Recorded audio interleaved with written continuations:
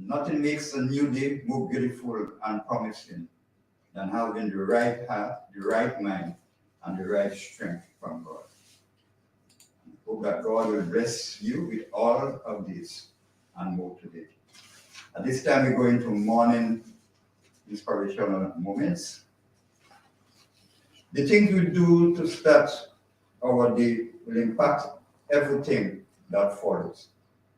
It is important to prepare your mind and body to be at the best. Morning prayers are one of the best ways to achieve a great morning mindset. Just as it is important to start the day with a great mind, with a great and nutritious breakfast, so it is very important to boost the mind with every morning nutrition. However, a lot of people pay less attention to the morning needs of the mind. Just as the morning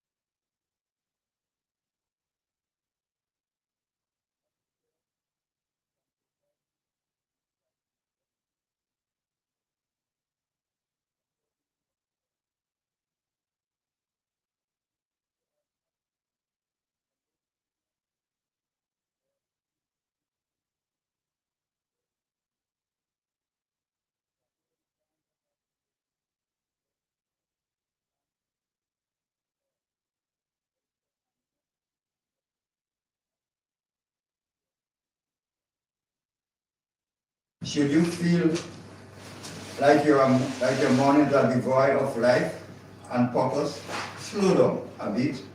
Here are some of the benefits that you will reap when you have a consistent time for morning devotional prayer. Start your day by worshiping God. Take that moment to connect with God.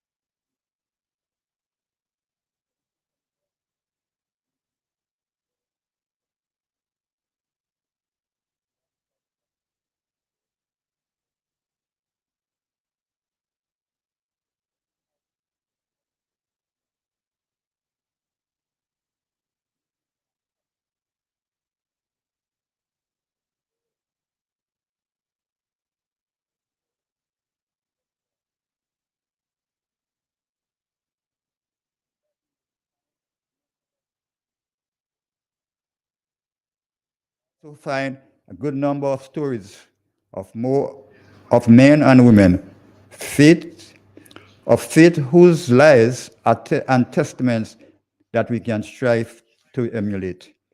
An encouragement that stands until today is in Isaiah chapter 41, verse 10. It reminds us that God is with us in times of trouble, and we need not be afraid, for He's there for us. The promises will remind us of the motivation to follow God's word, follow through His promises, and see how God moves in our lives. Starting the morning with God is the best way to start the day. Set aside time for you to personally worship God, read the Bible, dedicate time for morning devotional prayer. When you pray, prepare and be still and listen. Understand the importance of faith and condition with God. It is not too late to start. Will you start today? Dear loving, let us pray. Dear loving Father, we give you sincere thanks for the rest of the past night and for the gift of a new day. Thank you for your compassion, which is renewed every morning. Great is your faithfulness and your steadfast love. Nothing can separate us from you today. Teach us how to choose only your way today, so we can each step will lead us closer to you. Help us to walk by your word and not by our feelings. Help us to keep our hearts pure and undivided. Protect us from our own careless thoughts, words, and action. Keep us from being distracted from our wants and desires, our thoughts on how things should be. Help us to embrace what comes our way as an opportunity rather than a personal inconvenience. Help us to live in truth. Grant us your love your love towards us. Direct our steps this day in the way of peace, strength, and our hearts to obey your commandments. This I pray in Jesus' most precious and holy name. Amen.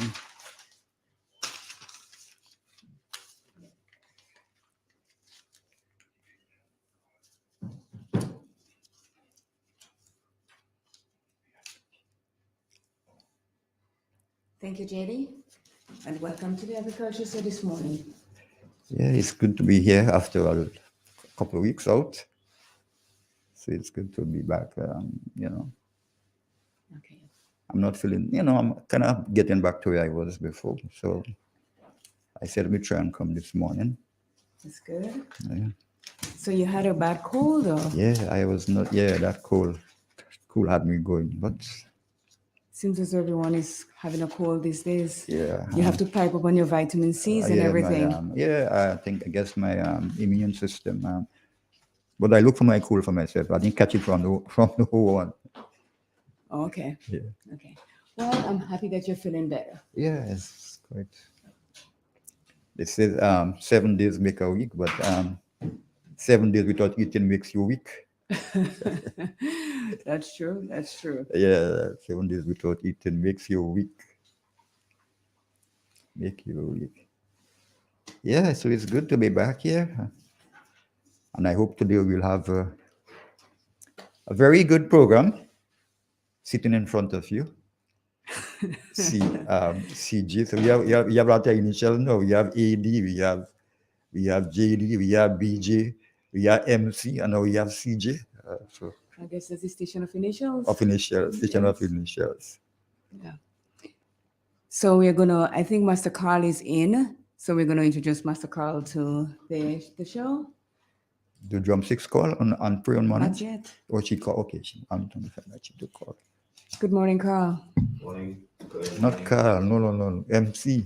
Oh, I have to get used to that one. Good morning, Carl.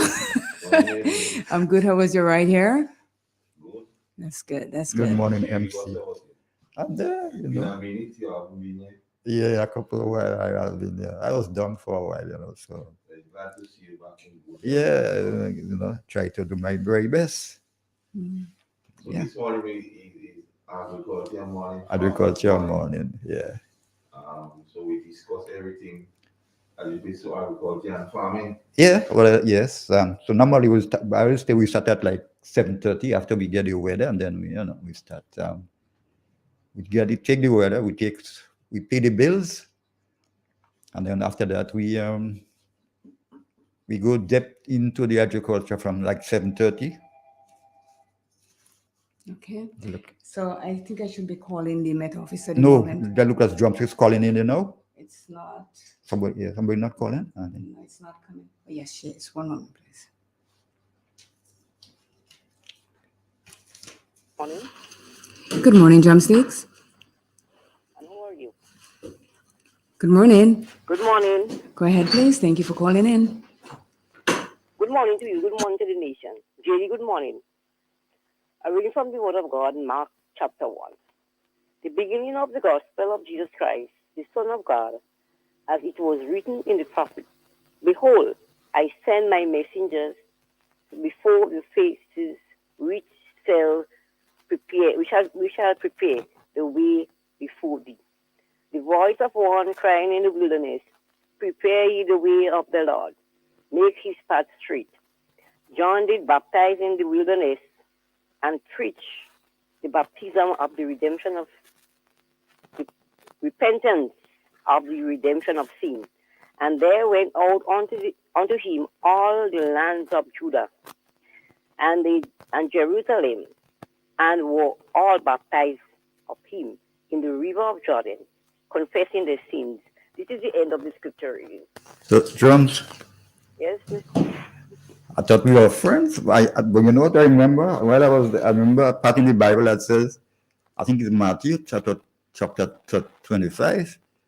I was sick and you didn't come and look for me, and you know what? I don't. You remember? You know those words? yes, but I didn't know you sick. I didn't hear him and Nobody or say nothing. anything. Well, I guess I'm a nobody. So what you gonna do?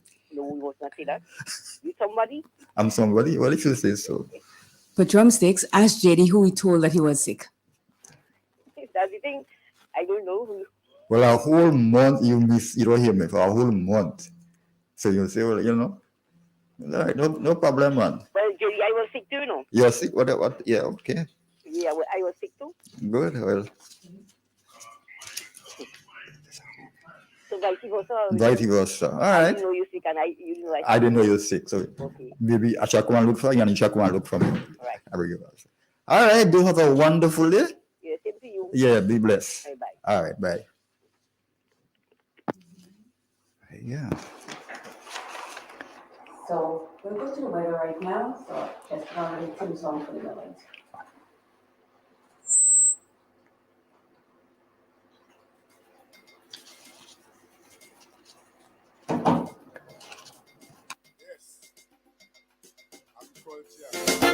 It's the number one. Number one.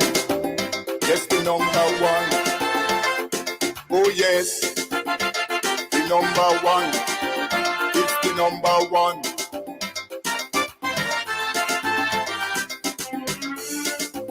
Why you disown agriculture? I'm talking to the youths of this nation. And those wicked politicians, like they want to structure the plan. Well, from here to the revolution, agriculture was on top. Man, Jackson didn't do too bad. After that, you know the whole thing flap. Why? Everybody want to sit down in computer. And they forget agriculture. Oh yes, everybody want to sit down in computer. Agriculture, and they forget agriculture. Oh yes, everybody want to sit down in computer. You put me through with a clothes, and they forget agriculture. Everybody want to sit down in computer. I tell you just now, my brothers. All you go with them computers.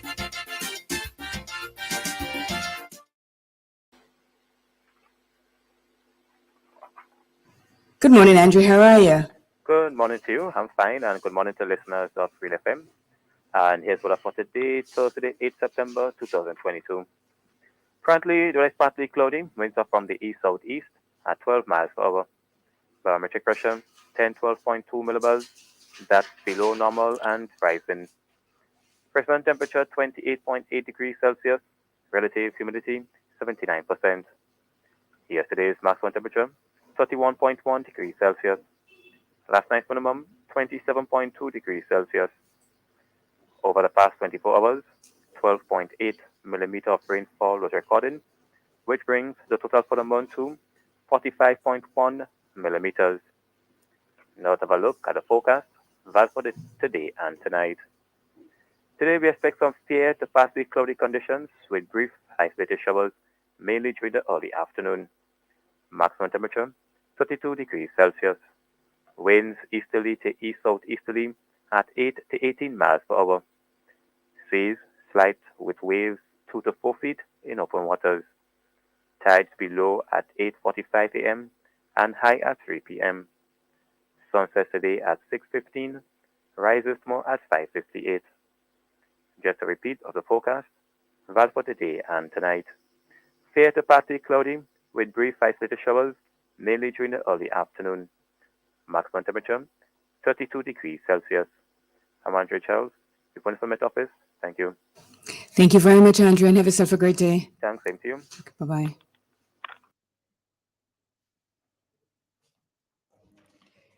So we're back. What the youths cannot And it seems as though we're having a lot of rain these days, JD. Yeah, quite a lot of rain. You have managed and ignore the style. Everybody want to walk in office. Yeah, and the bush is growing faster than the plants. Oh my gosh, you tell me about it. Yeah, I was not in, I didn't go to the garden for about a month. I happened to pass yesterday, and when I watched I plant some potato, you see more bush than the potatoes. I have a tedious work to go and get it clean now. I don't know. That's it kind of a weather they like. More bush than produce. I mean, everywhere is looking green, but I mean, Yeah, so your grass. the type of green. Yes, yes. Yeah.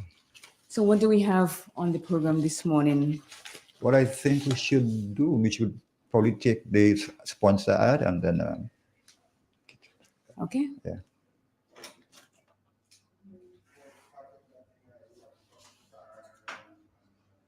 Agriculture, a pillar in the Grenadian economy. Gittins Home and Garden Center, your main pillar for agricultural supplies in Grenada. They supply fertilizers, herbicides, seedlings, and nursery items, diesel water pumps, walk-behind tillers, organic and environmentally friendly agricultural inputs. Serving you from 2 locations at Birch Grove and booth number 34 at the Vendors Market in Grenville. Cost-effective agricultural solutions for all your needs. Visit Gittins Home and Garden Center for the best in everything agriculture. Call them on 409-2175 or 438-4337 and enjoy their services from your farm to your backyard. Gittins Home and Garden Center.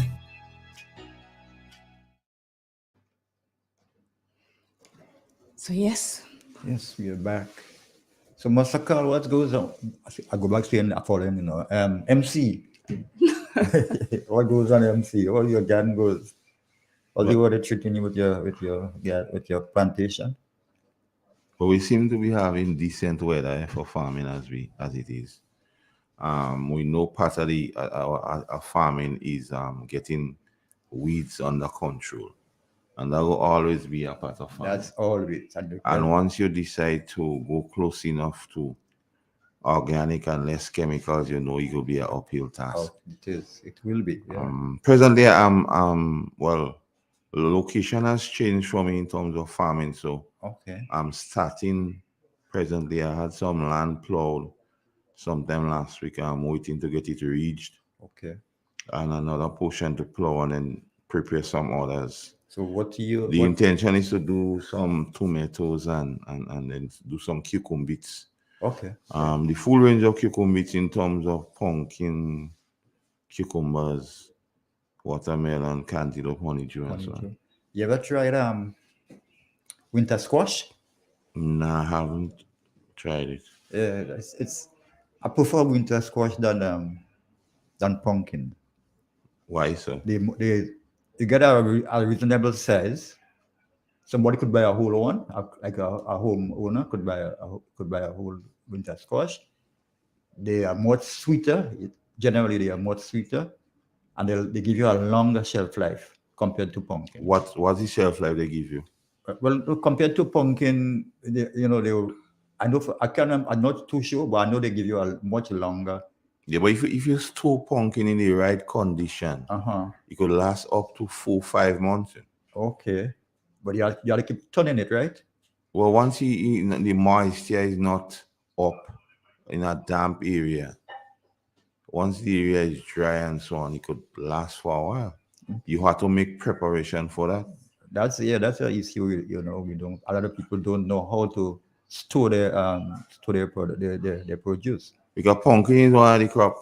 I always say, if you don't get the market right now, it's not a problem because it could hold out, unlike watermelons and cantaloupe. Yeah, definitely. It will hold out for a while. Yeah. Compared to, but I think the winter squash hold out quite longer than the pumpkin. But how much people plant winter squash? Quite a few people do. Yeah, a few people do it. But you have one called butternut squash. You have butternut squash, and then you have winter squash.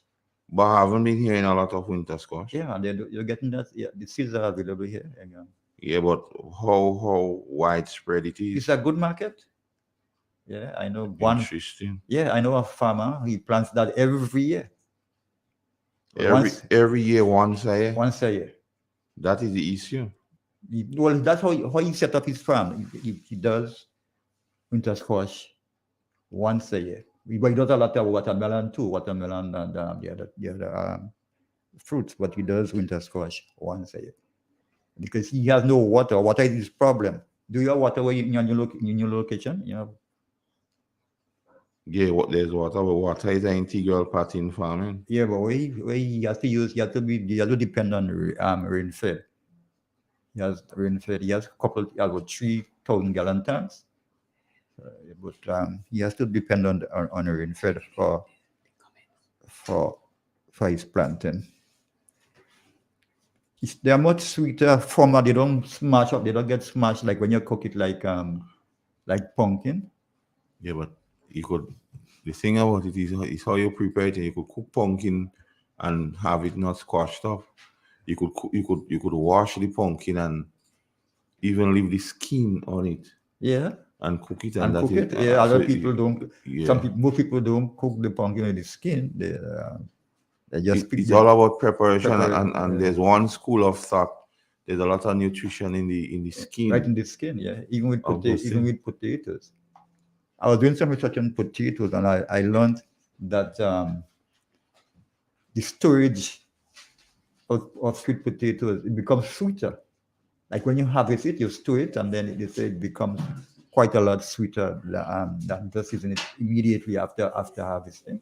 Because there's one school of thought again in terms of bananas. They say when the bananas start to speckle, or we call tacty. Right. You see that the best time to use it. So when it's okay. But a lot of times we as people don't understand that, and when you reach that stage, we throw it away and say it's good. And that's what they probably, if you're doing banana bread, that's the best time to use it when you're doing banana bread. If you're doing smoothies and so, that's the best time for it. Yeah, a lot of things we have, and we don't know. So what you have planted on your plantation? Well, potato. I'm doing potato straight. Potato is my main crop. So that's what I am. That's what I am doing. I want to do like a portion every month. Do a portion every month. So I just end of July into August, I completed the first phase. So I'm getting land prepared now for the next phase. Okay. So what are the planting days for this month? Normally, I give it down to the Yeah, but you could give it twice so persons could be Twice, so- sensitized. Okay. Normally, I do it lower down, almost to the end of the program. I normally do it. Well, I could give it now. Yeah. Planting dates according to the McDonald Almanac. You only have 2 remaining days, which is the 28th and the 29th for above the ground. The 28th, and the 29th for above the ground. Which month? September. So only 2 days you have? They had 4 days. Well, 2 gone already and 2 more remaining, the 20th and the 29th. So in your experience, Let me give the below the Right. ground. Below the ground, the 5th and the 6th will have gone already, and you have the 26th and the 27th.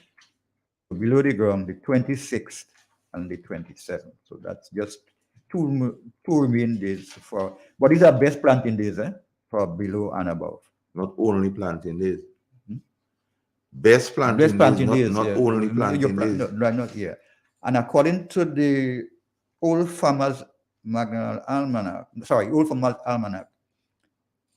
the 9th and the 10th, they are good days for vine crops. And the 9th is you could do above the ground crops on the 9th, and on the 10th you could do root crops. 11th and the 12th, they say these are poor planting days. The 13th and the 14th are good days for transplanting, good days for above the ground. And the 15th and the 17th, seeds, if you plant around that time, they said the seeds tend to rot. The 9th and the 10th, good for vine crops. The 9th especially is above the ground, and the 10th, good for root crops. 11th and the 12th, poor planting days. 13th and the 14th, good day for transplanting, and good days for above the ground. The 15th and to the 17th, they are poor planting days. The seeds tend to rot around this time. Yeah. In your experience, JD, how big of a difference does it make if you plant actually on a planting day as prescribed by the almanac, Well, or on an ordinary day? I never really checked it out, but as to but I normally follow their directions, right? I normally would follow those directions, but I get fair results. But I know there are other farmers who don't go with who don't follow that. I personally don't subscribe to that. Okay. I tend to plant when I'm prepared, when all my preparation is done, Right. and the soil is ready, all the inputs and so on, then I plant. If fortunately on one of those days it happened to be the days I choose to plant single, I don't really go out of my way. I've never been a user of the McDonald. Okay. Somebody might say, well, they might pass and see me planting, and they go say, well, you're planting on a good day, so let it be. But I don't set out to do that. Yeah. A number of farmers don't, but a number of farmers, a few farmers, well, quite a few follow the. So I'm not discouraging persons from doing that. However, for me, it's all about preparation. For me, it's all about making sure that you give the plants what is needed. To me, it's all about preparing the soil, treating the soil right, and because there are certain crops, JD, you have to understand the science of the crops, and you have to know within a particular time. For, like, I'll give an example of watermelon.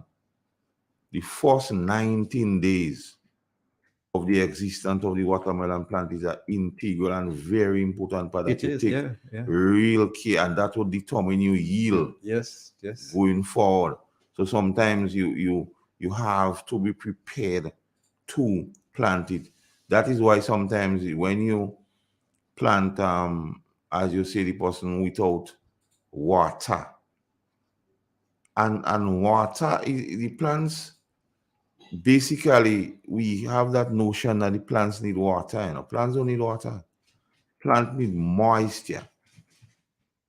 Moisture, you have to have a moisture content. If you have too much moisture, it's a problem. If you don't have enough moisture, it's a problem. You could have moisture that would enable the plant to survive. and he have a level of moisture that enable the plants to survive and produce. So you might find a plant looking well, but you don't find it producing. Maybe you don't have enough moisture to produce. And nutrients. And then when you have plants, and that is a lot of farmers go through that situation. And case in point, seasoning peppers. When the seasoning peppers start to produce, that is the time you need to give more inputs, be it organic or otherwise. That time pepper, because they are greedy feeders. What you have to understand, here's what. You plant a plantain tree, you plant a pepper tree, and then you plant seasoning peppers. And the seasoning peppers will start to produce long before the other trees. Yeah. So that tells you the level of feeding that is required to produce the amount. And sometimes we as farmers, once we see it start to blossom and fruit, we stop. Exactly so. But Give side dressing. right, yeah. Side dressing is the annual, is the regular yes. input Like the more of you nutrients. the more you take, the more you harvest, the more you have to put back. Yes, so it is important that you treat the soil and not necessarily. You see, our farmers think it's about treating the plant. No, it's the soil and the availability of nutrients, microorganisms in the soil. Yeah. So sometimes we use a lot of granular, yes, and granular only stays around for about 2 weeks, but it does nothing to the soil in terms of improving the microorganism. That is why pen manure, fungus, and so on is also important to treat the soil to create that buzz, because when you have more microorganism you have, is more breaking down. So the plant good thing is like simple way of speaking out microorganism to soil is like saliva to you. Yeah. You cannot live on saliva, but at the same time you cannot eat without saliva. And that's how important so that is why it is so important to always cause you microorganism. And what organic fertilizer does it is slow releasing. Yeah. So it stays around for a while, and generally it releases the amount in the right amount what the plants require. However, even when one has to administer granular fertilizer, what we locally call going and buy manure for the plants, you have to understand the science of the plant and what it needs. Does that plant need, the combination. And sometimes we chew manure, as we say, but we ought not to chew manure. You have to give it in a particular way. Right, exactly. Best use, like you create a depression in and around the root system. Right. Yeah. Put it in and cover it, and not necessarily to be oxidized outside. Yeah. So you have a few little nuances, and it all goes to cost of production and cost saving, because you might be buying, and then you have to know in the right amount. Yeah, the right to amount. administer, because you might be just wasting the amount. And sometimes you have a lot of big trees around their roots are spread out like tentacles, so they might be benefiting more. Right. So it's little things you need to get up to speed with and understand.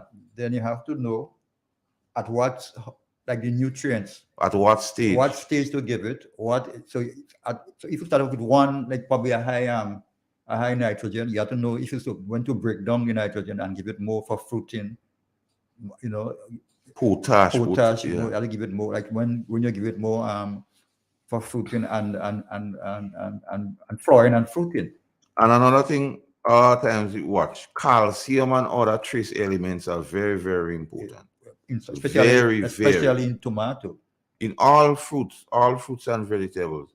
Magnesium sulfate. Yeah. And boron and so on. And sometimes, because you see, and the combination has to be understood. You could give calcium, but you need boron to help the plant absorb calcium. Just like the body. If you're taking calcium, you need boron to help you. And you have to find fertilizers or organic fertilizers with trace elements. And you could, as a farmer, organize enough. And we're blessed with trace elements about 92 trace elements in terms of seaweed.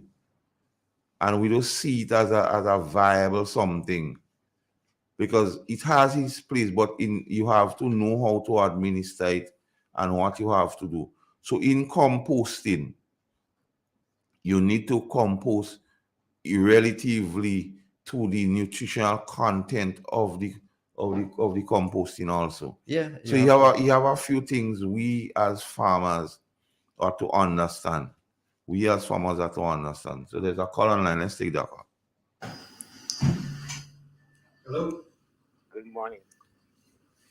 Good Morning, Cliff. What are you doing? I'm all right for the time being. All right. How's the weather treating you, man? Well, the sun is very hot this morning. Okay, that's good. I didn't know Mr. Carl was so good in agriculture that he was a better in his law. No, they are bad. In agriculture, they are bad. Well, you choose the wrong field then. No, they are bad. No, the thing about it, Clifford, I don't know. I was given the God-given ability to speak on any issues, but I'm a practicing farmer, so there's a lot of things I could tell you technically and practically about farming because I've tried them. So when you hear me speak of them, it's not just hypothesis. Because I've done the research, I've done the study, I've done in terms of practical. Right, because I can't get nowhere to condemn you. So I had to side with you and everything you're saying. Yeah.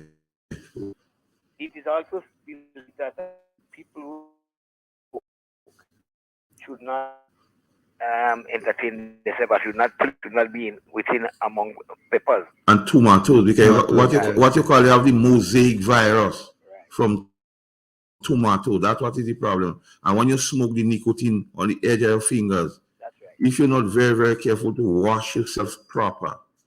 So I'm a person who, even when I give people a job or like a work on my plantation, things like peppers and tomatoes and things, if they smoking, I don't let them go. Right. So that's that a lot of people don't understand. That's why we keep on saying that agriculture is so technical, and I don't think the kind of resources and the kind of emphasis that we put into it. You're hearing all over the world. Mostly every station you open up, you hear talking about agriculture and what and food security. But are we spending the time to educate people and working towards food security? I don't. And government come, government go. The same thing happen all over.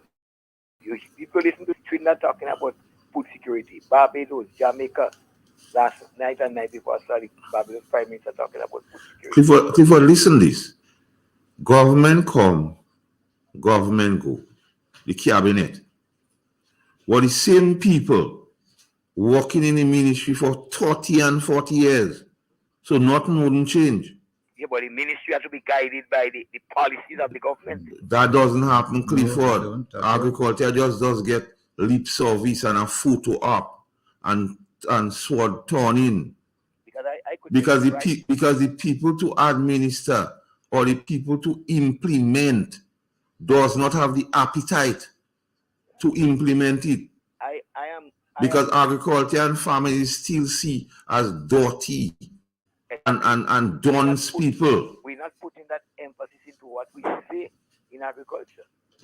And I think that is where the problem is. That our main thing is that you're telling farmers produce. Can we produce and find market for what we produce? We allow marketing to went out astray. Marketing both set up a big depot in Grenville, set up a depot here buying and competing with the farmers. Marketing both should be the one looking to make sure that we could get a plane or a boat that could come and take and that islands want what you have. That's the system that marketing both should be working on, not selling the same thing. But Clifford, listen. Today we do have sugar in Grenada. But Clifford, listen this. Have the monopoly to import sugar. Clifford, Every 2 weeks we do have sugar in Grenada. Clifford, let me come on that sugar issue. Mm-hmm. Now, I think most of the sugar is coming from Ghana. Not only Grenada have that sugar problem, right? St. Vincent having the same problem, and probably other countries. The thing with sugar, and with what happened with what the water is going on there now, a lot of countries trying to secure they sell first. Case in point, St. Vincent, I think they were out of sugar, and the source they were getting from tell them they would not be getting sugar till November. Right? They try another source, the price went up, and there's a lot of factors. So you can't blame marketing board. You can't, because of what is often in the. We can't blame marketing board when we have factors to see that marketing board was bringing in sugar and not paying for it. Well, not me, I say it, it came openly that marketing board was not paying for the quantity of sugar coming. And you are aware? I'm sure you are aware of that. No, I'm not aware. You never heard that? No, I know the scarcity, but knowing how trade goes on. Sometimes they give you have to pay up front. Sometimes they allow you, they give you like when your goods come, you pay for it. And sometimes they give you some terms. Well, they wasn't paying in the center, they wasn't paying up front, they wasn't paying in the bottom. I don't know what agreement they trading the agreement they had. Knowing what happening into the world, I would not blame any country. In those things, like even oil. So then there is a different structure should be looked at.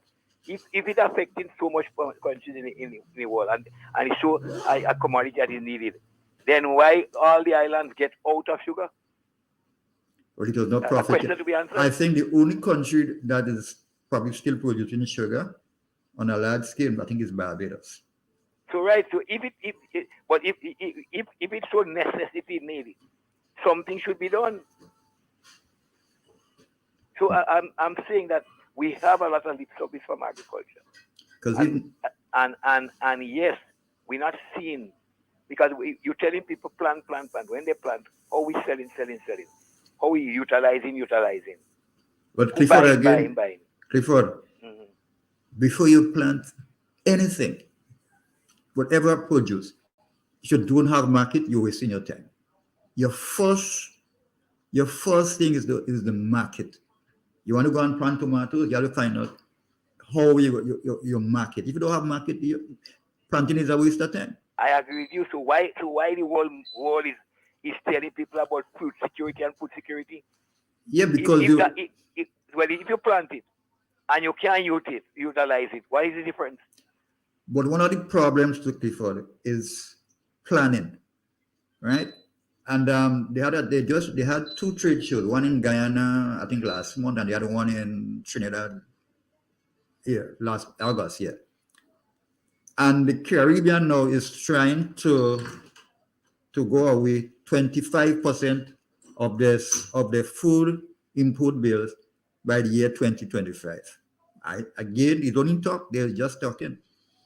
So this is why you heard the Prime Minister of Barbados, because she was in Trinidad in that trade fair, agricultural exposition. So their goal is to supply 25% of their inputs by year 2025. But the way the world is heading, it's going to be a lot more. It will be quite a lot more. But JD, have a parallel view to what you're saying. Until and unless governments in the region see food security as a national security issue, nothing won't fix. Well, listen, JD, listen. The United States does prepare for every eventuality. That's why they just stockpile and find ways of having it in the event something should happen. But regional governments do see it so. Forward planning in terms, the demand for sugar. You know. You don't know. Mr. Carl, last week we heard the Minister of Agriculture said that now that they have that they will be putting in a bill to legalize marijuana, the first place they intend to plant, that is word coming from the minister, the first place they intend to plant is Grand.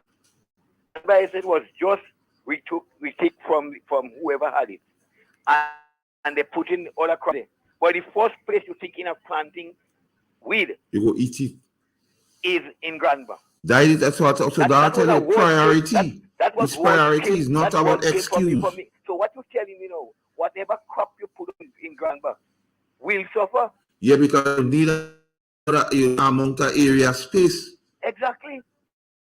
So it is not about food. It's not Bellevue about food Estate. security now. It's about weed security. Bellevue Estate is the biggest nutmeg producing state in Grenada right now. Bellevue into that river area. For weeks, the people are were not getting paid. So where is our priorities? Because listen this, Clifford. Hear this. Seeds has been a problem here for since the devil was a little boy. The transformational agenda comes in, but the first thing they want to happen, marijuana. Why do you think about fixing the seed problem? Priority. Yeah, exactly. And after when problem happen, they make excuse. We have This government, previous government, everybody, when it comes to farming and agriculture, they make excuses. They give all the reasons why it can happen. And they give you none why they could try to make it happen. So I don't buy that thing about this thing on them. It's priority. I'm not bashing no government for that. It's not about government, it's about priority. Our policies doesn't fit what we're doing. Still, St. Lucia is going back into bananas now. Grenada have room for bananas. Grenada have not been planting bananas commercially for the longest time. They bring in some banana plants a few years ago. The person that they give, they can't get themselves now. Do we have a seed bank or the intention to have a serious seed bank in Grenada? We have to take a second look at agriculture and plant what we can utilize. There are areas of land that could grow. There are a lot of lands that are not being worked. And for instance, go and they put it in a manufacturing. We put in factory. And you fact, you have that for cocoa. You have our food already. But then again, Clifford, you're breaking up. You're breaking up, Clifford.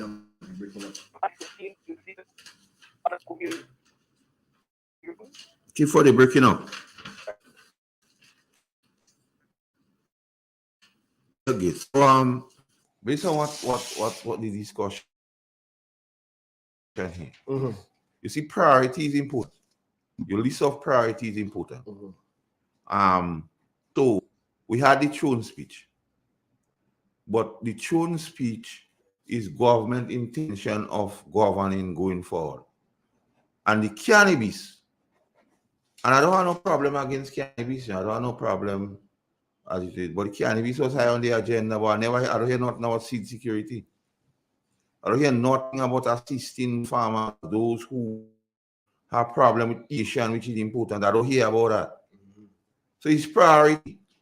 Do I heard that they have some small business loan? I'm not grant, but not loan, but grant for. Are they included in agriculture? I'm not sure. Well, agriculture is included, but I'm telling you, having grant for agriculture is not the same as having seed security or assisting persons in irrigation. It's a different thing. On the seeds, how you think they should do? Well, government in conjunction with MNIB, in my view, should take the seed thing at this crop of the neck, because they know what seeds the farmers require. They know how to get to places. Okay, like we could say we have people I call ambassadors. Brazil is a place where you're getting good quality seed, because most times you buy seeds from Europe and America, you get second world seed. You don't get in the first quality seed. We need to have people out there tapping into those markets to get the right set of seeds. Like the quality of corn, because the corn we have in here now is for animal. You see, Master Call, the corn is one of the biggest agricultural produce that you could tamper out. With the GMO, corn is number one. And the other thing we have to look into is that the people who behind some of the seeds and with the hybrid seeds, you have to, if you don't give it the right requirement, then you fail. That is why I'm advocating you go to a place like Brazil and them places and them where they use less GMO. Brazil, Central America. Yes. They have quite a lot of good, very So good. if one is interested or really serious about it, those are the things that need to happen. So you're not telling me you're doing the same thing, what you condemn maybe the past set of people are doing and expect you just fix GD. That don't happening. But MC, without knowledge, if you don't have the knowledge, man, them and them bright man, why you telling me about it all day long? The knowledge of that agriculture is a anytime you see them man, them name, you see a lot of little thing behind in him. That doesn't make you a lot of little thing behind in him. Like telling me that. But at the end of the day, JD, it goes back to same. Believe you me, we go have that conversation in December again, and you go hear how much things that is case around the Yuletide. It really fruits and because you see, there's not has one in terms of the powers that not only saying that for now before has one seat, the same set of people who in that pool for 40 years before they retire. Has anyone sat and say, okay, these are the factors contributing to we do having that around that time? Because and let's see how we could assist farmers so we go correct that situation. That doesn't happen, JD, and everybody blame it. Oh, you don't have market. You just have market that time and don't have goods. But the proper thing I say, planning. There's some piece in agriculture that you have to, first of all, we have a call, JD. Yes. We lost it. We lost it. Okay. Planning, preparation, all these things that we have to. There's some piece that we have to take into consideration. Right? You plan, you prepare, you plant. But one of the key things is your market, and one of the produce that I believe I could bet you bottom dollar that the market will be after for Christmas. Salad pepper, and then you don't get salad pepper in all the colors, the yellow, the red, and so you only have a certain green. So if you don't plant salad pepper now, you wouldn't have for Christmas. Stop in, JD. We have a call. Yes. Hello. Morning to you, gentlemen. Sure. Yes, and to all the listeners of the agricultural program. Why you are talking about the scarcity of agricultural commodities, the whole question of eggs, right, is being highlighted. Now, since I was, I don't know, even before I was a boy, I guess that was going on before I was born. Sometime twice a year, there is a scarcity of eggs, always, right? Over the years, we have had much more farmers, persons investing in poultry, and for the life of me, I understand why we continually having that problem every Christmas time when there is a scarcity of eggs. Well, if I may answer you, I will listen off. Around this time, other people go bake. So sometimes for the whole year they not put their hand in flour and things. So around Christmas, everybody want to make some, want to bake, and this is where the problem is. Right? I'm not sure, because one of the things that I think I spoke to a poultry farmer, and when you ask them, why don't you bring more layers? But after Christmas, that's it. The market goes down to where it was. So they don't want to go and just put on more layers for Christmas. And then come January, February, the market goes back to normal. That's a problem. But eggs, during the year, I think eggs, you're getting eggs very good during the year. But just around Christmas, where you have the problem. Yeah. Just around Christmas, you have the the problem. We just have 1 minute to 8 o'clock. We have a call. You want to take it before Yes, we let's take a take break? it. Yeah, take it. Hello? Yes, me again. Yeah. I would like for any one of you to tell me, if you have that information, what is the shelf life of eggs? See, it ties into my whole thing because I figure that if proper planning is being done, right, and based on the shelf life of eggs, there should not be a scarcity during these times, because those who are getting into the whole question of the eggs and so should understand the market when the sales go up and when it goes down, so they create storage and everything like that.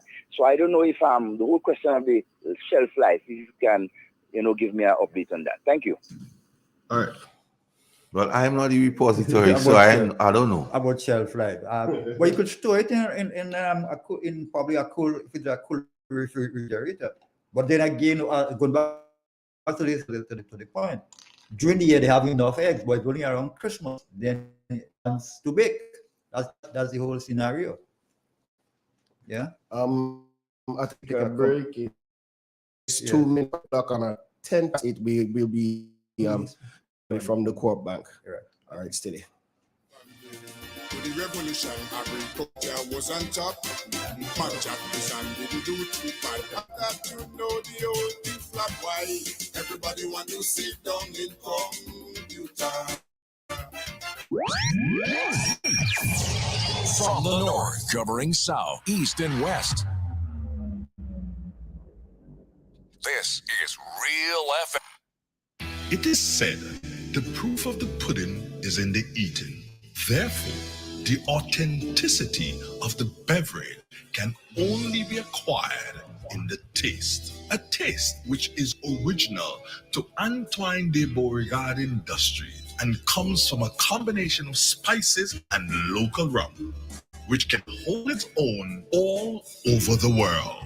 Woodman, a strength which speaks for itself, a taste which stands out from the rest, bottled with care, which speaks to perfection. Try Woodman today and be stunned by a flavor as never before. Let your palate savor that which is produced locally. Do not be deterred by substandard products. Our taste speaks volumes and sets us up from the competition. You will be satisfied with every sip of our product. Say rum, say Woodman, feel satisfaction. Now that's quality. Agriculture, a pillar in the Grenadian economy. Gittins Home and Garden Center, your main pillar for agricultural supplies in Grenada. They supply fertilizers, herbicides, seedlings, and nursery items, diesel water pumps, walk-behind tillers, organic and environmentally friendly agricultural inputs, serving you from 2 locations at Birch Grove and booth number 34 at the Vendors Market in Grenville. Cost-effective agricultural solutions for all your needs. Visit Gittins Home and Garden Center for the best in everything agriculture. Call them on 409-2175 or 438-4337 and enjoy their services from your farm to your backyard. Gittins Home and Garden Center. Who wants to save 30%? Everybody! Now more than ever, Flow understands the need to make your dollar stretch. Our new bundles can help you save 30% off your current bill. Plus, get a free speed upgrade on your in-home internet. Simply add your mobile to your current home services account and save 30%. It's easy. Sign up now and save. All on the most reliable fixed and mobile network on island. Visit a Flow store or call us at 1-800-804-2994 for more information. Flow, it only gets better. Terms and conditions apply. I'm a winner. You are winner. We are winners. It's the big one. Grenada. Imagine winning $25,000 and up to 6 times by scratching just one little ticket. Get your triple cash scratch tickets for a chance to live your best life. Win easy with Scratch. For just $3, match any of your numbers to any of the winning numbers and win the prize shown for that number. Reveal a money back symbol and win the prize instantly. Triple cash scratch in stores now. Must be 18 or older to play. Cause I'm a winner. From the moment that I get up, I'm feeling right. Spare your pocket, spare the earth, always a grand land. Save energy, save a time, reduce your wattage and reduce your time. When you use appliances, make sure you buy energy efficient every time. Spare your pocket, spare the earth, always act when left, you come first. Spare your pocket, spare the earth, always act when left, you come first. Step inside, immerse yourself in colors that come alive. Color by Sissy. Let your imagination run wild. Surround yourself in a world of color. Color by Sissy. Endless inspiration. Bold expression. Bold expression.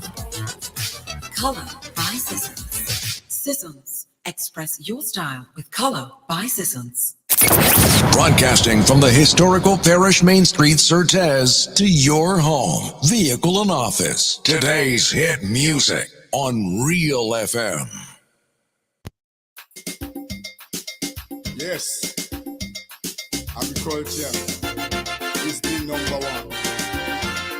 Number one, yes, the number one. Oh yes, the number one.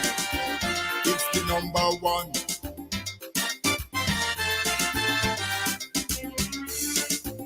Why you disown agriculture?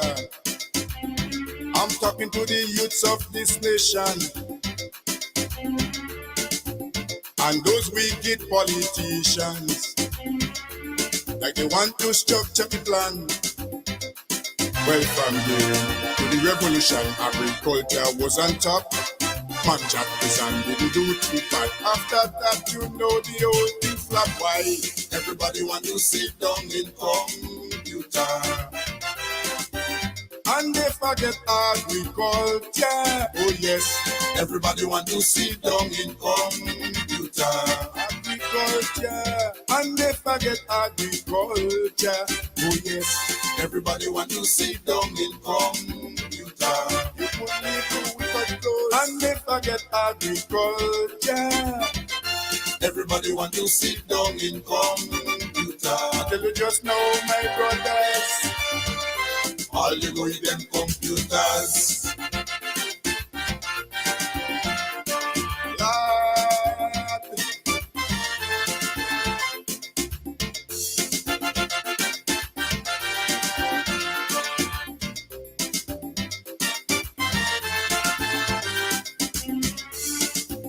We used to ship plenty nectars all the way down to Trinidad.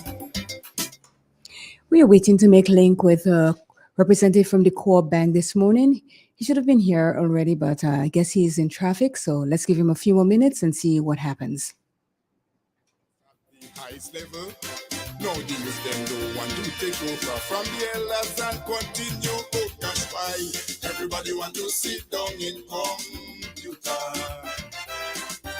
And they forget agriculture. Oh yes, everybody want to sit down in computer. Agriculture. And they forget agriculture. Oh yes, everybody want to sit down in computer. You put me through with a clothes. And they forget agriculture. Everybody want to sit down in computer. I tell you just now, my brothers. All you go with them computers. Lord.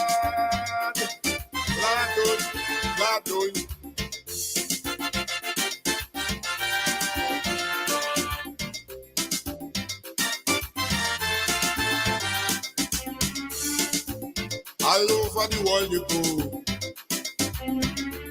Agriculture is number one. So we're still waiting for the gentleman from the core bank, but in the meantime, we can talk Continue? about something. Yes, until he Yeah. arrives. Master Carl, coming out of the not even the expo, no? Okay, he's here. He's here. Okay, fine. One moment. I need a coming.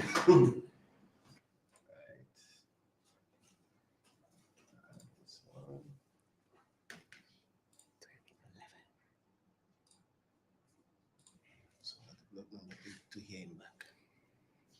Go ahead. Good morning, Mr. Santilla. How are you? You disappeared.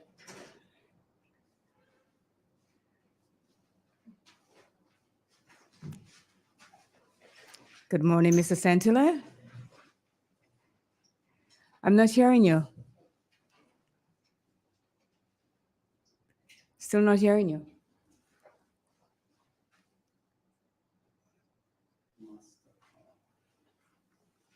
One second.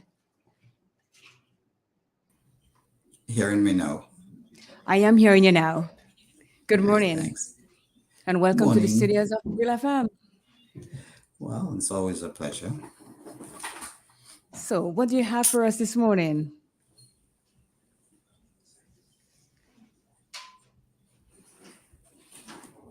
Okay, I think I'm hearing you well now. Okay. I'm asking what you have for us this morning. Some good information, basically. This morning we're going to be talking about our best kept kitchen garden competition. Sorry, your volume is still a bit low. Can you amp up a bit, if you don't mind? I'm on 100. Oh, okay. So let's try. Let's go ahead. Let's see what happens. So you're talking about the best kept kitchen garden, and it's in every parish. Yes, so best kept kitchen garden is a competition for persons with kitchen gardens throughout Grenada, Carriacou, and PT Martinique. It's on a parish basis. There will be a winner from each parish. How did you come about with starting that best kept kitchen competition? Well, it was one of our initiatives for our 90th anniversary celebrations. We look at food security. We look at persons eating what they grow, what they eat. We also look at the food bill, and you have to be creative to sort of come up with ideas that would interest persons, that would intrigue persons, and also would be beneficial to them. So that was the backdrop from which that initiative came from. So what would you be looking for in that kitchen garden to judge the person to win that $900 that you're promising that they're going to get? Well, yes. Basically, we will be looking at how persons harvest their water, water conservation, the type of fertilizer that they use, the amount of plants and the variety of plants that they have, the quality of the garden. So these are among the features that we would be looking for in that particular competition. And of course, when I say we, I mean our qualified team of judges who are, from an agricultural background, who would know exactly what to look for, not necessarily me. So when would you start going from parish to parish to figure out which parish or which person has the best kept garden? When would you start doing that? Okay, so persons can enter. The deadline for entry right now is September the 17th. We have, due to the demand, we have pushed it back. So from that weekend, after that, we will be going into the field to judge the gardens. So I could enter the competition. Anybody Yes, can. you can. Like who can? Anybody at all. Once you have a kitchen garden, you can, whether it's in your front yard, backyard, you can enter the competition. We're not necessarily looking for persons with farms. I mean, there's going to be obvious a difference between a kitchen garden and a farm. So that's the sort of a persons that we're targeting. And it is very important. Those headphones giving me some challenge here. It is very important that persons sign up. You can visit our website and basically download the application, fill up the application form, submit it one time. I know that there may be persons who may have a challenge, who may have some sort of a technological challenge. You can get someone to do it for you.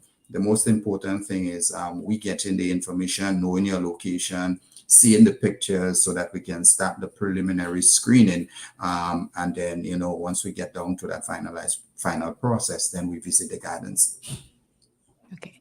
Is the garden supposed to be at a specific size? I really didn't get that question.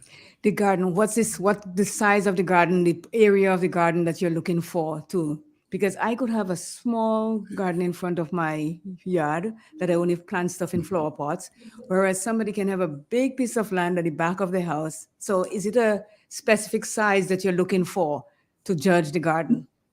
No, not necessarily. To differentiate, we'll have to determine that it is not a farm.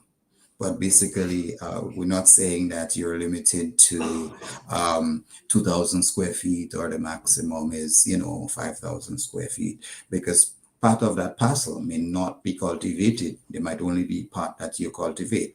So we're looking at the area that is cultivated, the quality of the plants that you have in terms of how healthy the plants are, the type of fertilizer you use to fertilize the plants, the sort of a pesticide and stuff like that you use, and the how you harvest your water, how you conserve your water. And water is a big thing because now we see the challenges that persons are faced with water or the lack thereof. So what sort of crops are you looking for in that little, not the farm, the little plot of land that you're going to be planting? What sort of crops are you going to be judging? Basically fruits and vegetables. Any fruits and any vegetables? Yeah, fruits and vegetables. Okay. And why did you come up with that? I know you talk about water shortage and everything like that, and how people consume water and so, but why come up with the best kitchen garden or the best kept kitchen garden? I mean, I know traditionally most Grenadians would have a little kitchen garden once they have the space. And it's something that you want to encourage, something that you want to continue, something, it's almost like a part of our heritage that you want to see continue. And it's important that persons pay more attention to what we eat. And if you can grow what you eat, the organic stuff are so much more healthier that the science are saying now. So this is something that we also want to promote. And if you're getting it from your backyard, you know that it is, of course, healthier. It will help you save on your wage and your food bill, because if you're going to get it from your backyard, it means that you do not have to buy it. So that monies can be diverted into something else. So there are a number of reasons. During the COVID period, everyone was encouraged to plant something because we are hearing about the food shortages that is taking place around the world. So I think it's a really good initiative that you started this. More people should get involved in it. And as you say, all organic. So if we move away from all the stuff that we import, it will be less money that we're spending out there. So I think that is a great initiative that your co-op is really trying to push here. And I hope that more and more people get involved in it. I don't have any plot. I would have, tried to come in and get that $900, but I don't have anything to plan right now. So I hope that everybody, most people come in and get their fingers into the soil and work for that $900. So thank you so much for coming on and letting us know what the initiatives are and continue to push that. Yes, and just before I leave, it is important that we remember that Co-op is the only indigenous bank in Grenada, and we're very connected to the grassroots in terms of the Grenadian people, and farming is a very important thing in the Grenadian society. Agriculture is also very important, and we would always support or try to come up with initiatives that would push that particular sector. And I would want to urge persons, sign up. Sign up. Good. Don't be scared. Go onto the website, go on the Facebook page, and you can literally fill up the form, as I said earlier on. If you can't do it yourself, get a grandson, a granddaughter, a cousin, or somebody in the village to do it for you. The important thing is doing the form, enter into the competition, sending us the photos so that you can at least have an opportunity to win. We also hope that would stimulate more interest in that sector. More persons would get back into the backyard gardening, so to speak, and we would see eventually a healthier society because people are eating healthier.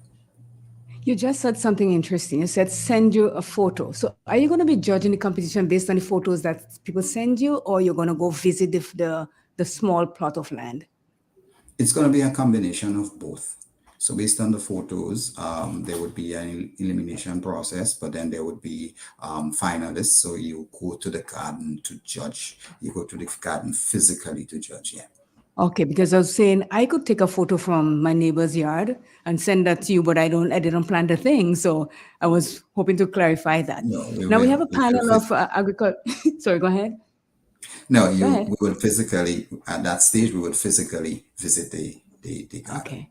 Mhm. As you know, it's Agriculture Thursday, and I know you said you're pressed for time, but I'm not sure if you want to entertain a question from any of the agriculture men here about Sure, the sure. agriculture. Okay, one moment, please. Would that be a yearly program? Well, I can't give you a definitive answer at the moment, but it's definitely something that would be looked at going forward. Yeah, it's a good idea, and I think probably more. Yes, we could probably continue it. What I probably would like to see is more people getting involved and more education, and in that aspect of it. Well, yes, I do agree with you, and I think this program is one of the avenues that can be used to do the education, and persons like yourself who are knowledgeable in that field.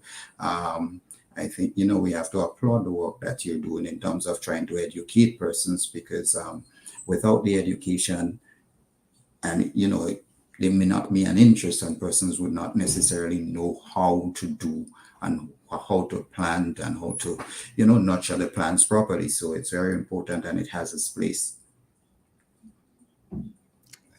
Any gentlemen, any more questions for Mr. Sintele before he takes off? Mr. Caton, No, BJ? Okay, so I guess that's the end of the questions. And again, I'd like to say thank you so much. And you can come anytime again. Just give us a call and you can let us know what's going on in the competition. Well, you're Thank most you very welcome. much. You're most Okay. welcome. It was a pleasure. Just want to Same urge here. persons, please get on board, sign up. You can win. Make your parish proud. Remember, it's one winner per parish, so we'll have 7 winners. Okay, Yes, thank one winner you. per parish. For parish. Okay, thanks much. Yes. Okay, bye-bye. Have a wonderful day. You too. So, gentlemen, there we have it. Yes, good. Good initiative for backyard farming. Yeah. And it's no longer backyard No, farming. not backyard. It's domestic. Domestic.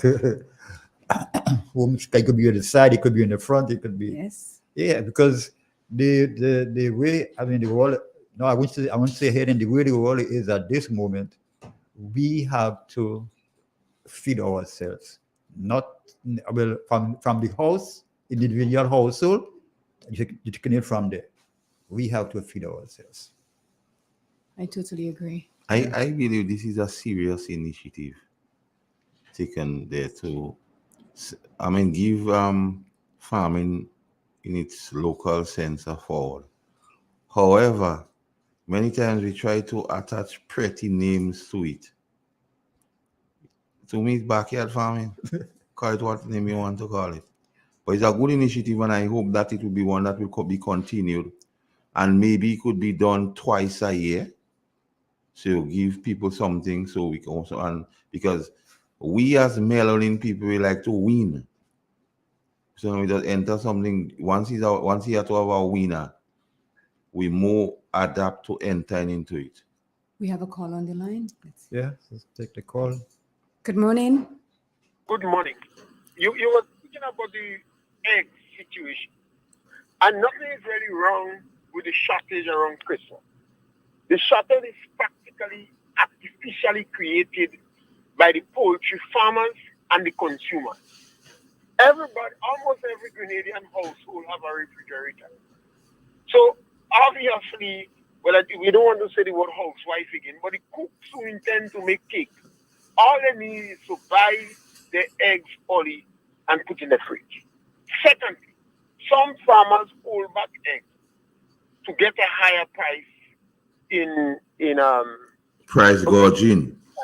A couple of years ago, I think it was Paris Child that offered the Poultry Association a container. And they wanted a 20-foot container. She bring a 40-foot container for them. Bring the container for them to use it to store eggs. The Poultry Association government gave them an office, gave them a stereo, gave them a phone. And on 2 occasions, extension officers revised that association. So the challenge we have here is a question of, one, the consumers have to prepare to purchase eggs. I don't know if you remember way back when, Rudy Walker in Grenada, I think he was the last man permitted to bring eggs.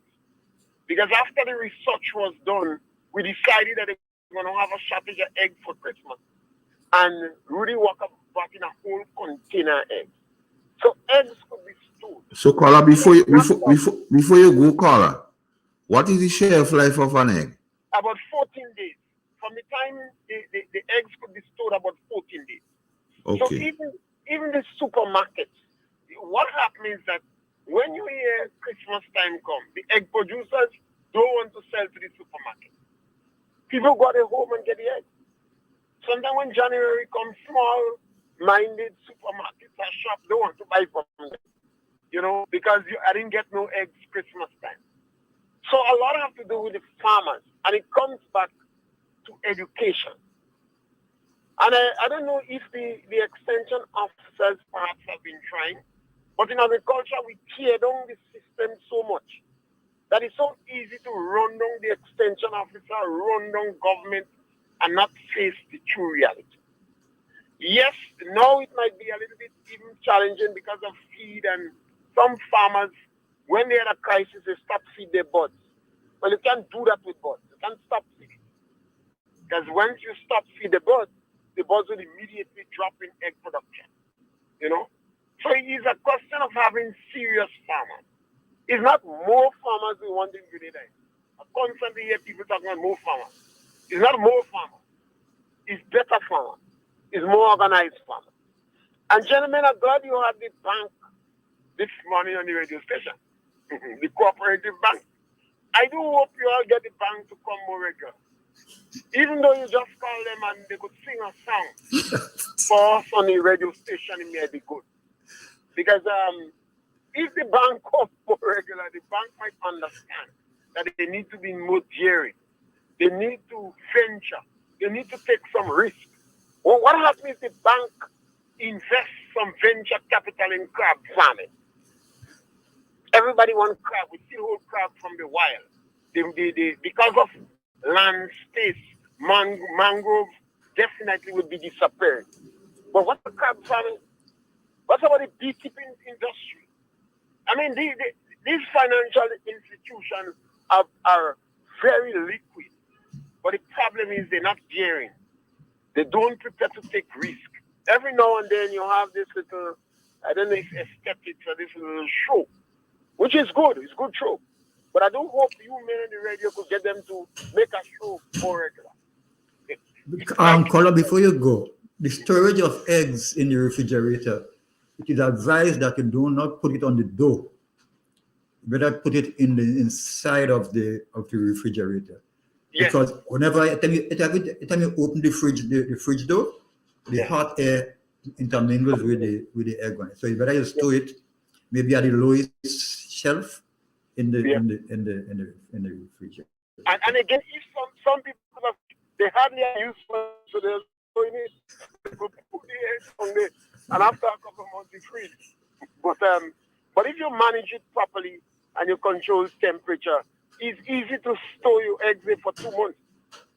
And under ordinary condition, room temperature, air passing through the method in which you do it, you could have a shelf life for 14 days. 14 days. Okay. So that means, according to who you sell eggs to, if you know you're selling eggs to a supermarket, you want to give them as much as possible day-old eggs, so they could keep it in the supermarket for 10, 12 days.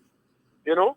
If you're selling perhaps to a school and you know you're going to be used now, maybe you use an egg 3-4 days old. So all these things, the farmers have to be smart.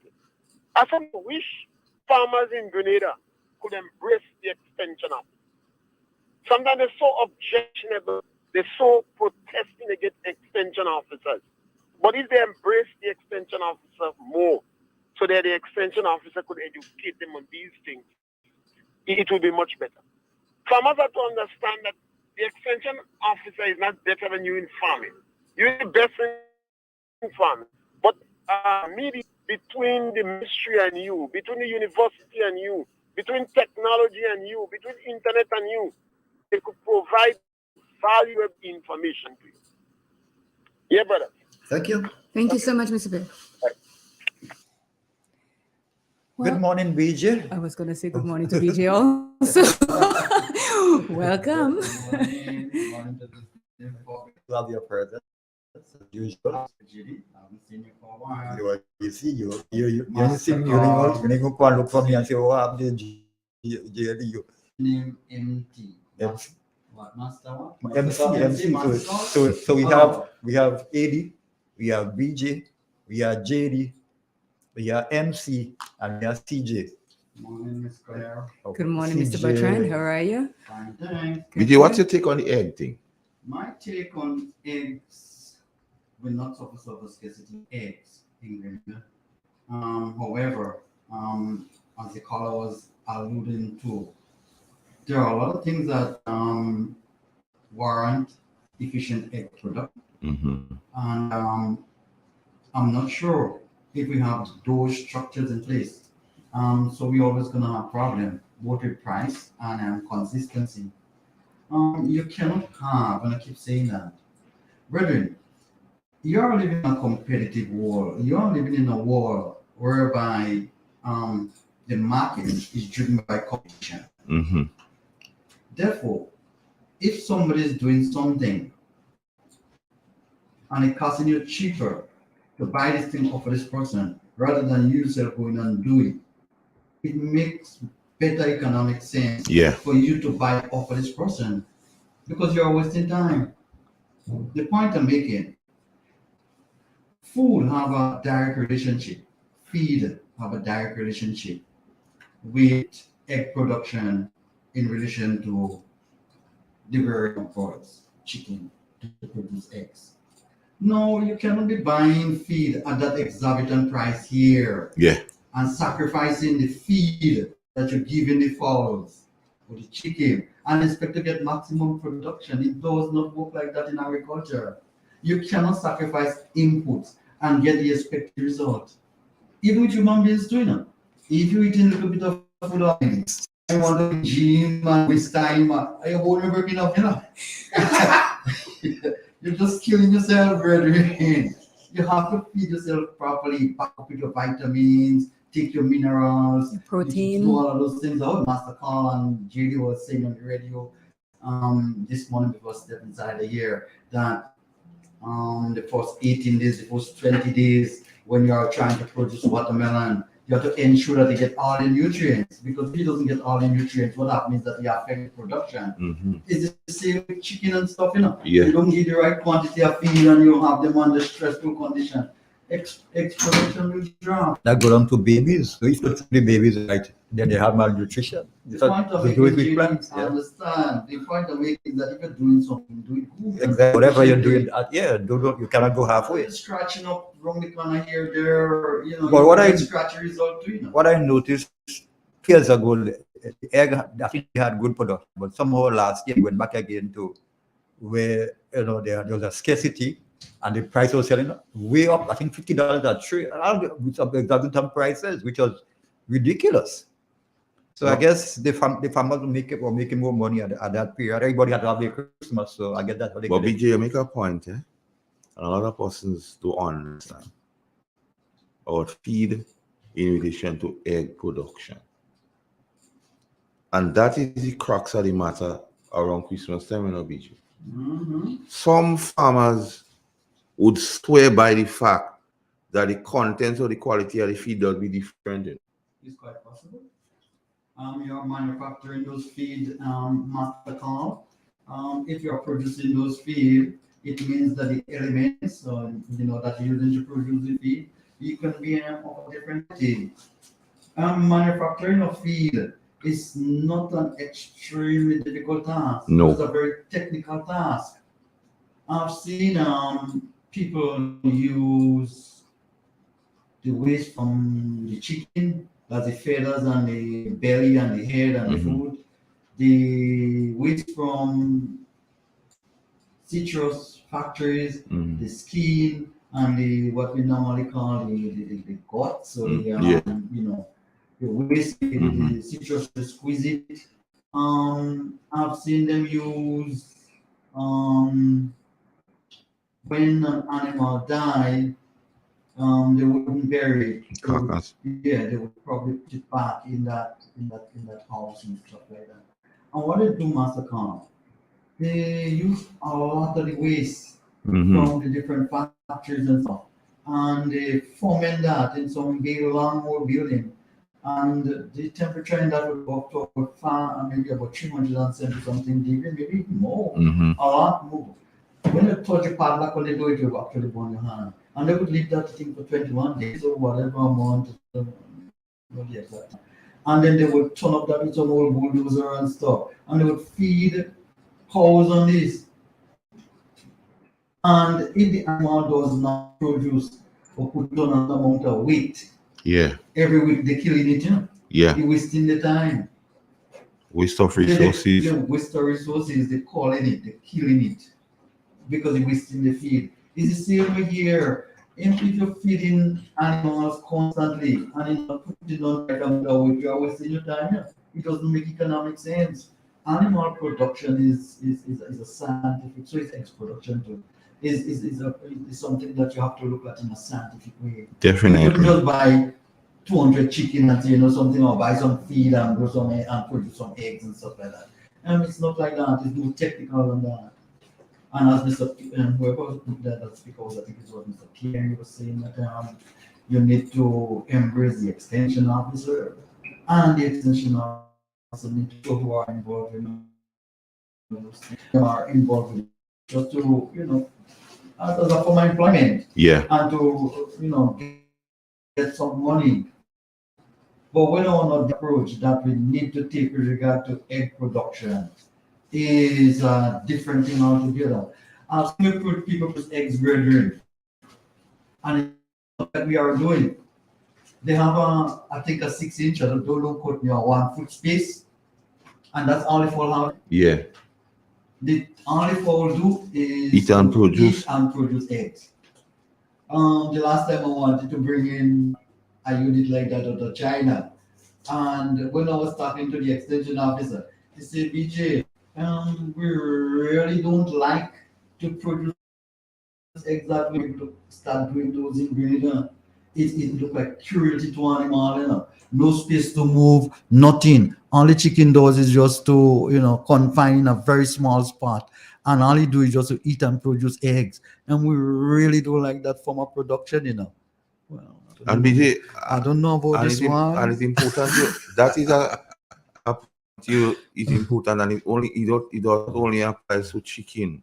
Pigs, the rare enough pigs to the less You give a pig to eat and just get big. He has nothing else to do. That what you want it. Yes. Even the chickens, the broilers, and them, the less space you give them, just to eat and thing. And a lot of times we waste resources because we don't scientifically approach those things. Exactly. Because we go by somebody and we see they have a pen and we just come and set up one. And we don't understand how maximize. And the same thing our feed, see all this thing. And in all here, we have a lot of things to do with corn. Master Call, I've seen where they would have done cows and they them that is the size of the cow, they know plenty, and all it does is to eat in a trough. So I said, well, what it is you're doing? They said, BJ, all you want the animal to do is to eat and put on weight. Yes. And if you're moving about, you can use energy Too to much move energy. about. And you're gonna the feed that we give you, they convert that energy to move. And we don't want that. We want it to put on weight. And you know what they would call when you put on all this weight for maybe months or whatever, it doesn't look like a coin anymore. You look fat and running. And what they do, they fill up a pen up to the belly of the cow, just above the upper part of the knee, and they wet it. So inside they're very muddy. And they put those inside of there. And they say, BJ, what are you doing now? Like you see when people exercise and they want to turn the fat that they have on the belly into muscle and stuff, we are converting the fat on the cows now into muscle. And that is why when you're going them and then they would pick up the mole after the cows and then go inside it and bag it. It has pen manual to the farmers. So nothing on the farm is wasted. I was there and a cow was about to dead, get cancer or whatever. It was struggling on the ground, can't walk, big hole. They say, BJ, waiting for it to dead, to throw it back in the feed, We don't waste anything here. All right, stick up in. We have a call. Hello. Yeah, Mr. Carl. Yeah. Morning. Morning to you. I have a problem. I need some help from you, PJ. What's the problem? Okay, I'm doing corn and beef and put and Caller, it might be with the time we have is not plenty time. Take my number 2642. 404 2642. 2642. Okay, all right, thanks. Right. Yeah, BJ, and it comes back again, even to the quality of meat, because when you do less travel and less walking on the meat soft. That is it, the toning it up. Yeah. Britain would not buy chicken from states simply because they say that the states how they produce it? Too crowded. So they don't population buy. is too much for the pen. For the pen. Well, in some places they don't even bother with that. They air condition the pens, so the chicken don't struggle, and feel hot and have to breathe heavy and convert all the food into whatever. They air condition the place, or they have extractor fan to pull out the hot air. All of those. So when you like an egg producer on the side with a few like a chicken and you want to do your like a thing, I'm not sure if we're doing this thing in the right way. I'm not sure about it at all. We need to be more efficient and we need to centralize your production. This thing where you have like a place like Grenada, 500 people producing egg, that don't make no sense, brethren. A place like Grenada, we only probably need about 10 people producing egg. Yeah, consistent. Yeah. All right, time check for you. 15 minutes onto the hour of 9 o'clock. Let's take a commercial break and we'll come back. Yes, the number one. It's the number one.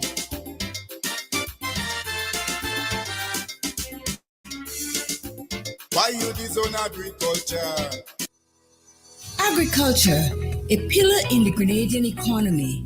Gittins Home and Garden Center, your main pillar for agricultural supplies in Grenada. They supply fertilizers, herbicides, seedlings, and nursery items, diesel water pumps, walk-behind tillers, organic and environmentally friendly agricultural inputs, serving you from 2 locations at Birch Grove and booth number 34 at the Vendors Market in Grenville. Cost-effective agricultural solutions for all your needs. Visit Gittins Home and Garden Center for the best in everything agriculture. Call them on 409-2175 or 438-4337 and enjoy their services from your farm to your backyard. Gittins Home and Garden Center. Step inside. Immerse yourself in colors that come alive. Color by Sissons. Let your imagination run wild. Surround yourself in a world of color. Color by Sissons. Endless inspiration. Bold expression. Bold expression. Color by Sissons. Sissons. Express your style with Color by Sissons. Who wants to save 30%? Everybody! Now more than ever, Flow understands the need to make your dollar stretch. Our new bundles can help you save 30% off your current bill. Plus, get a free speed upgrade on your in-home internet. Simply add your mobile to your current home services account and save 30%. It's easy. Sign up now and save. All on the most reliable fixed and mobile network on island. Visit a Flow store or call us at 1-800-804-2994 for more information. Flow, it only gets better. Terms and conditions apply. Spare your pocket, spare the earth, always act when left, you come first. Save energy, save a time, reduce your wattage and reduce your time. When you use appliances, make sure you are energy efficient every time. Spare your pocket, spare the earth, always act when left, you come first. Spare your pocket, spare the earth, always act when left, you come first. Broadcasting from the historical Parish Main Street, Surtez, to your home, vehicle, and office. Today's hit music on Real FM. Yes, agriculture is the number one. Number one. Are we back? BJ, I want to ask you a question. What's your view on this farm labor support? Farm labor support. Normally, Master Carl, when you speak about things of that nature in Grenada, people tend to think that you're political because it's a government, more or less, scheme whereby they try to assist farmers. And sometimes you speak about it and people take it personal. Master Carl, and the people in the agriculture fraternity in Grenada and the current administration and the past one, you people need to listen very, very, very careful. These days, when people scratching up the hillside or a little area to produce a little half-acre thing, a little 1 acre thing around the Canada, those things are outdated and useless, so to speak, in the Agreed. scheme of things. If you want to do this thing as a business, if you wanted to make economic sense, Value you have for to money. exactly. You have to do it properly, and that entails, Master Carl, if you have $300,000, which is no money at all, so I don't have no problem with it having some like a farm support thing to create employment, a safety net for people and providing. And Master Carl, this is not the way to go. We don't need $300,000 to put in the agriculture sector in Grenada. We need, I don't want to call it figure, because people don't get frightened. That $300,000, Master Carl, is nothing. Or even you have $1 million, that is nothing. Master Carl, we need to zero in on the things that make economic sense, that can transform the country, because we're going through a period now where they are calling it what? Transformation period. And Master Carl, we need to find the resources and do this thing and do it good. This thing about you giving a man 10 days on his farm and somebody come and clear up an area for you, and next week the weeds grow right back again, and you waste your time, you waste the people time, you're wasting the human resources, you're wasting the financial resources in your country when you're behaving like that. Master Carl, we need to find $300 million. That's a lot, but we can find it in phases. So we can find the first 30 and seriously invest it in agriculture. Do some things that can create employment, do some things that can make sense, do some things that can generate serious revenue that is sustainable, Master Carl, most of all. When something is sustainable, you have three main pillars. You have to good for your people, all right? You have to good for the environment, and you have to make economic sense. Otherwise, it cannot sustain itself. Simple like that. And you're telling me that here we are. When I'm give lip service, and I like your word lip service, from God know when, about, let me give you an example, about, say, the legalization of marijuana. I mean, Master, think about the price for, I'm not talking about economics here. Think about the price for a pound of tomato. A pound of tomato is $5-7 a pound, probably, maximum. How much for a pound of good marijuana?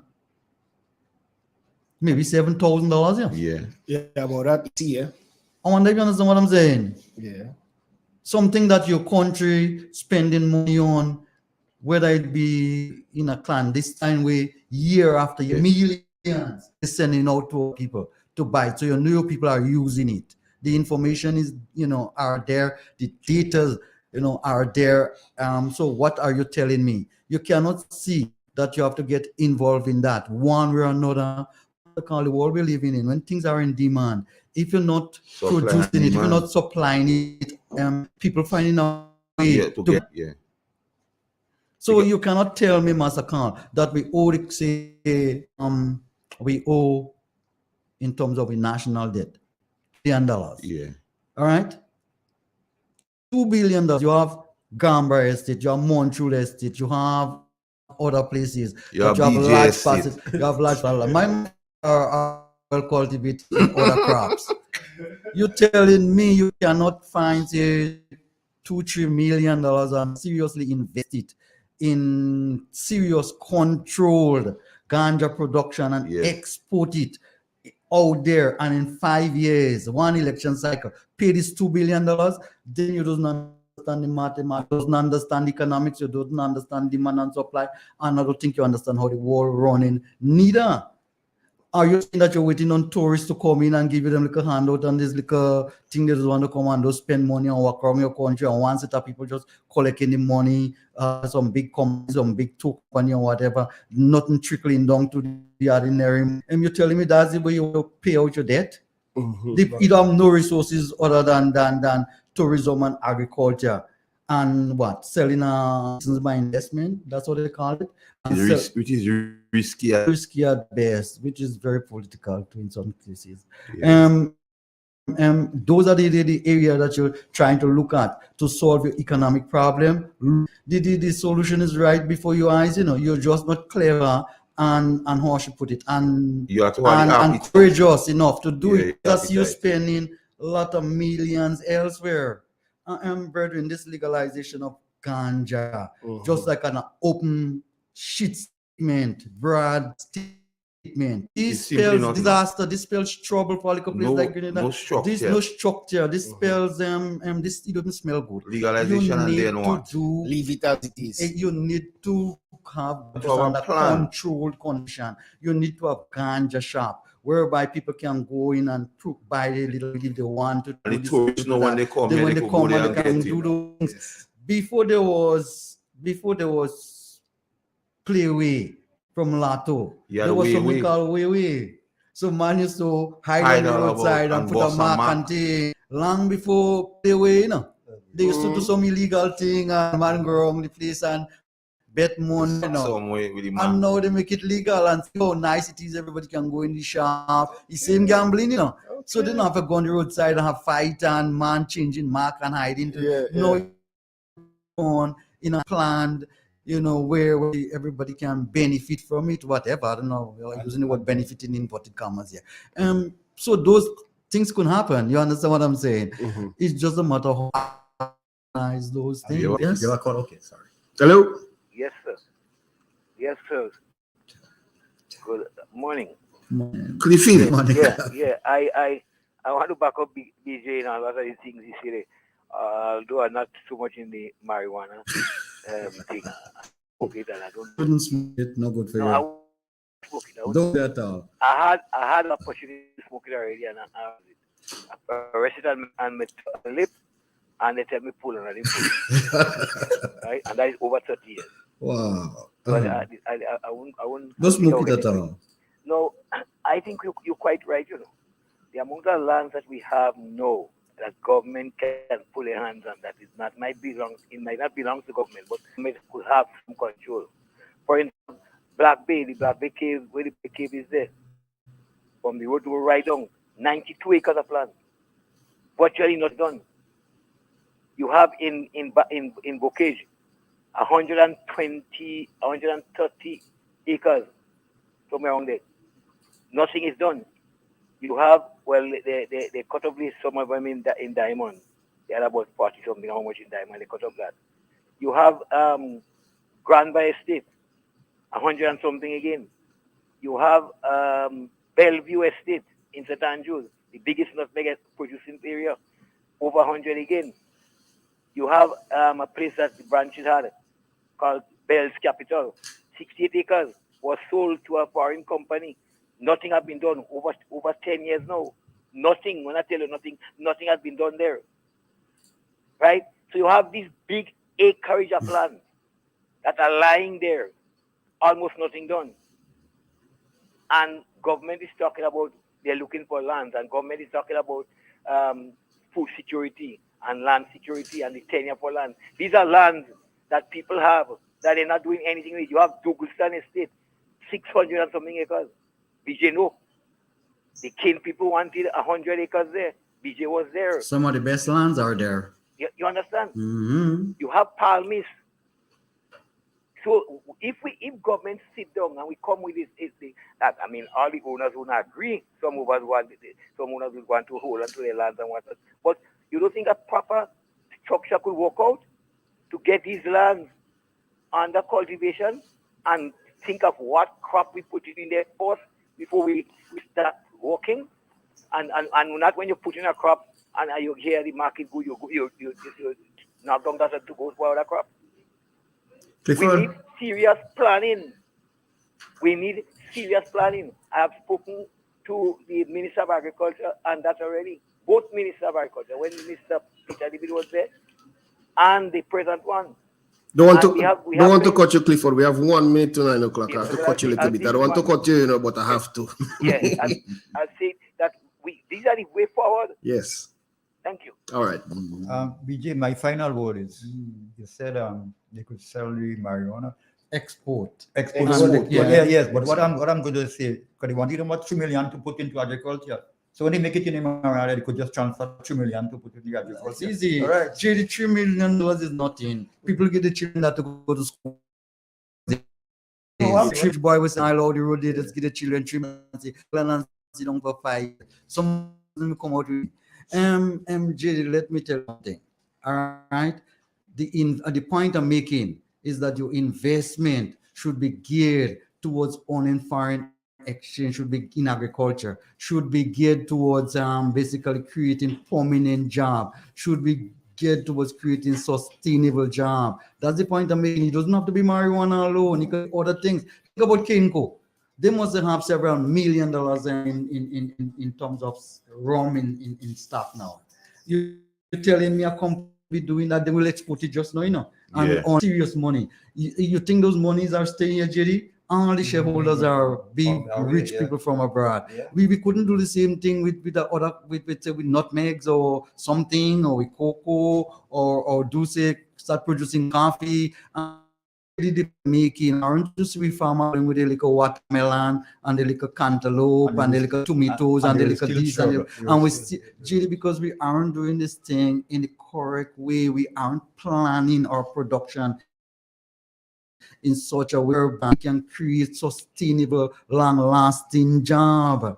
JD, there is no sense in you making some money today, all right, and then tomorrow you have to spend the money, and then tomorrow you have to go and make again and to hand to more business, getting anywhere, You need to get some people get very, very rich in fairly quick too, or an incentive you would not have a taste. Move for those things, and farmers aren't making enough money, so a lot of people are incentivized to go in those things. They don't want to get involved in it because they're just seeing farmers fatter and flam big. No, they just see that dirty clothes walk down the road and your van giving chop and you have to juke it every minute. That's what they see, today. You need to make it more Master Carl, your final word? Final words, guys. No, food for thought. Value for money as literally the ministry's intention to assist. I don't see that money if a man do for you go in and give him a fortnight work and then you waiting until the program come again to clean it, and I don't see that as value for money. And on that case, my point is how much hours are they going to give you for when they come on to work per day? JD government of a way anytime they decide to spend money, the money government, not this one alone. A lot of government that pass through would have that same problem. JD, every time you're spending money, all right, and you use from government and when directly involved in it, generally you don't get the reward for the money that you are paying. That's a normal thing. Look at you can't blame people for that. Look at this. These things are safety net, JD, to give people like a job and to get the economy. And I don't have a problem with that. But that's not the way you seriously go about developing your country. You need to get 500 acres of this, 700 acres of that. Say water not, JD. I looking to get some water not from River Sally to Sotes, and for the entire week, and I have to wait for tomorrow, For one guy from Montreal come down with someone there. That's how I getting some, You tell me a place like Grenada, I drive in 5-6 miles, and I can't get a water not to drink. And when somebody decide to sell me one, it's $20 alcohol for a bottle like that. That had to be a joke, brethren. Think again. All right. Well, we have a good day. We out of time. Next time, come a little earlier, because I realize you have a lot to see. Come a little earlier next time. Take care.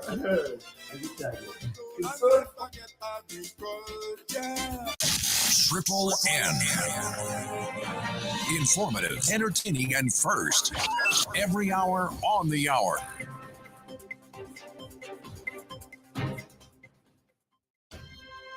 This is the latest news update produced by Triple N. Details when we get back.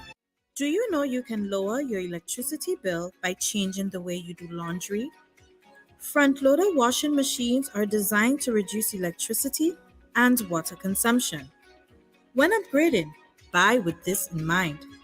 You can also lower your electricity bill by doing full loads of laundry, using the sunlight to dry your clothes, and ironing in bulk. As an individual consumer, I cannot impact global fuel prices. However, I can ease the burden of rising fuel rates by changing the way I do laundry. What can you do? Grenlec, energizing our Grenada.